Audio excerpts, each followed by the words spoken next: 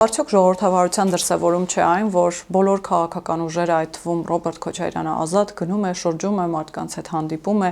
օրինակ քաղաքացիները երբեմն այնպես են արձագանքում, որ հնարավոր չէր նման բան պատկերացնել։ Եվ նա չի կարող իրենց տանել զուգարան եւ սպանել։ Հա՞, դեք ուզում ասել։ Դա ժողովրդավարություն է, իհարկե դա ժողովրդավարություն է։ Ժողովրդավարությունը երբ ԿՊ-ն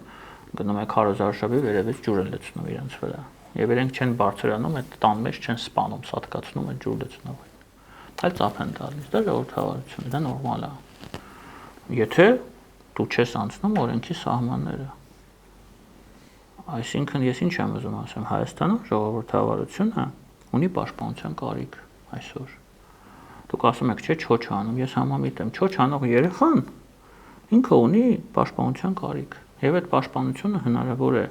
կիրառել միայն եւ միայն մեկ ճանապարհով, օրենքով։ Այսինքն օրենքը պետք է աշխատի։ Եթե դու տալիս ես ընտրակաշառք, դու պետք է պատժվես։ Եթե դու մարդ ես սպանում, դու պետք է պատժվես։ Եթե դու օրենք ես խախտում, ցանկացած օրենք ես խախտում, որը գրած օրենքով, դու պետք է պատժվես։ Դա է ժողովրդավարությունը։ Ժողովրդավարություն չի նշանակում, որ դու ինչ ուզես անես ու քեզ ոչ մեկ չպատժի։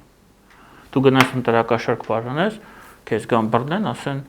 գիտես ինչ է, ընտրակաշառքը երեխաներ ունի։ Ընտրակաշառք տվողը երեխաներ ունի, հերոսացին մայրը, չգիտեմ ինչա։ Սա օրենք չի, սա ժողովրդավարություն չի։ Սա ամենաթողությունն է։ Ժողովրդավարությունը սկսվում է եւ ավարտվում այնտեղ, որտեղ մի մարդու իրավունքները չեն խախտվում։ Այսինքն, եթե ես խախտում եմ ուրիշի իրավունքները, դա արդեն ժողովրդավարություն չի, եւ խոսում եմ իմ իրավունքների մասին։